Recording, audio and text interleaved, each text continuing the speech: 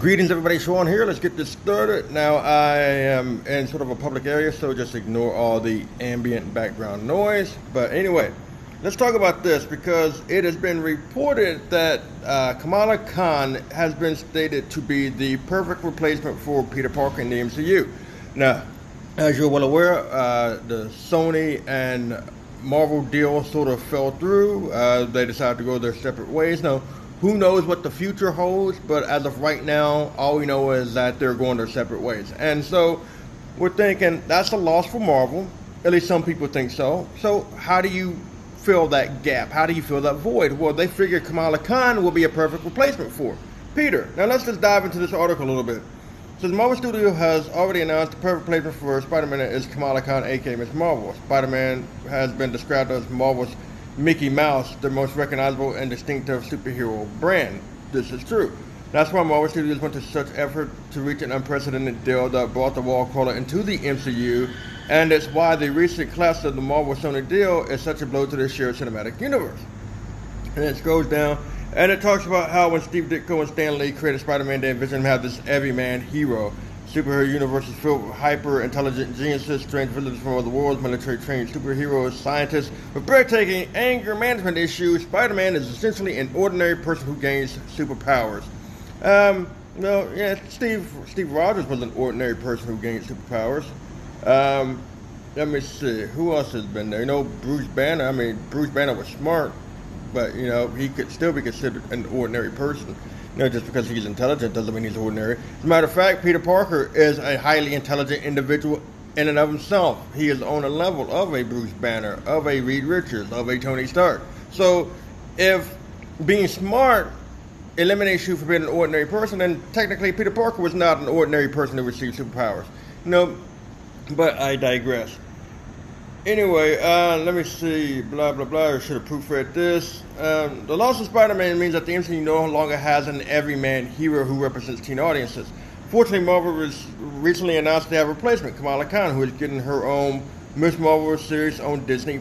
Now, interesting, how is that going to work out with these Disney Plus characters? Are they going to be on TV shows and movies, or are they just going to be regulated to the TV shows? We'll have to wait and see. But it goes down here to sit here and say, and there's Kamala Khan right there, and there's her Pakistani family. I think she is from Pakistan.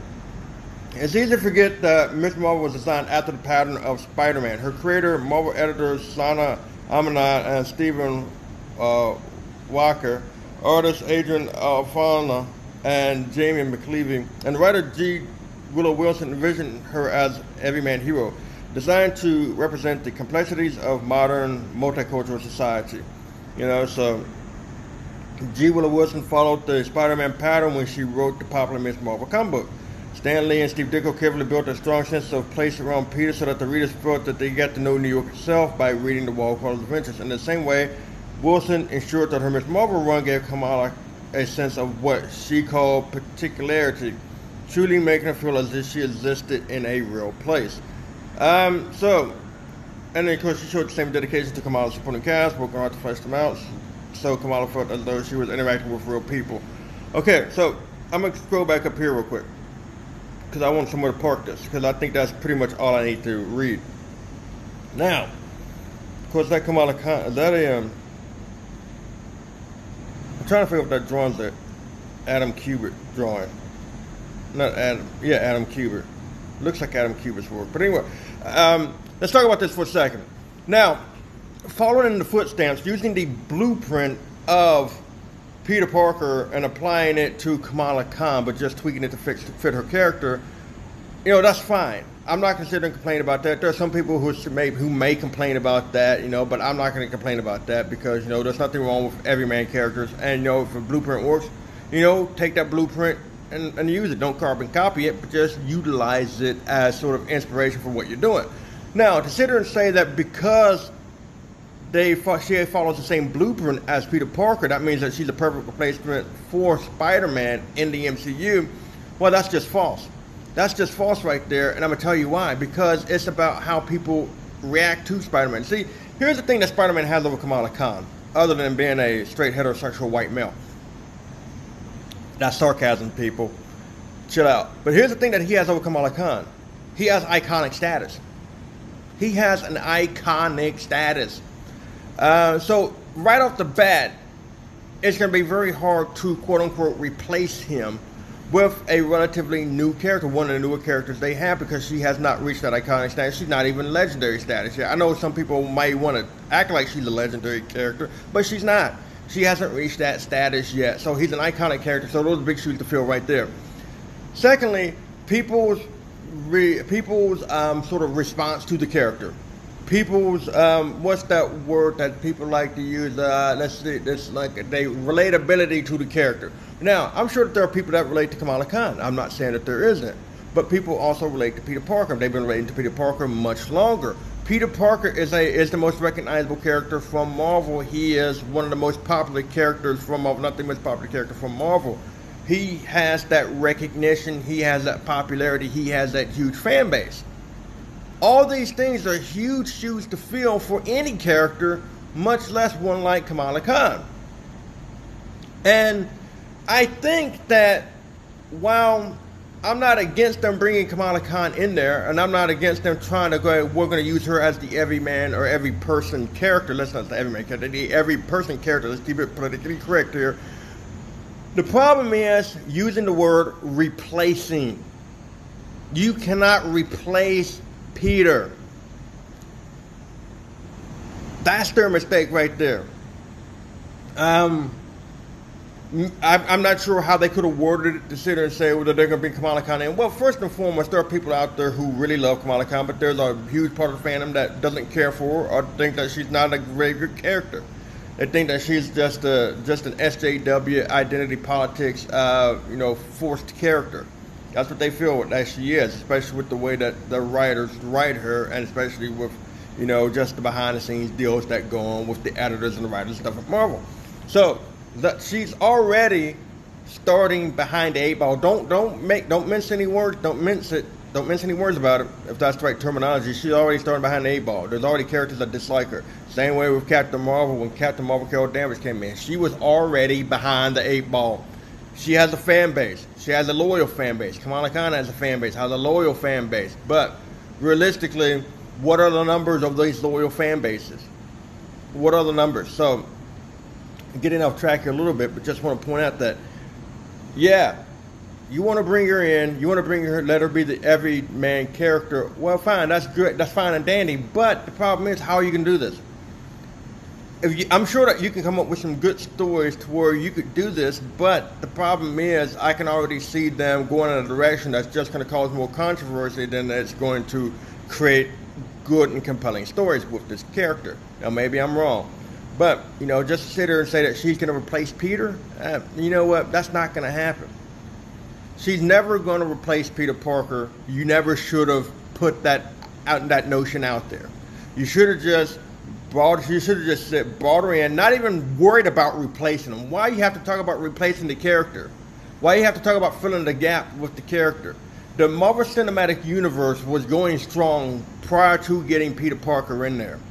They ultimately, in all honesty, they didn't even need Spider-Man in the MCU. He was just a welcome addition, and something that it was a win for them to get him in there. It was a win.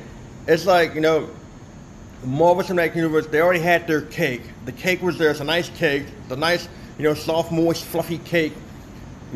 Creamy icing, some sprinkles and some decorations on there, whatever the case may be. And then, of course, you got the cake. The cake's perfect. And then, of course, you throw some ice cream on the side of it.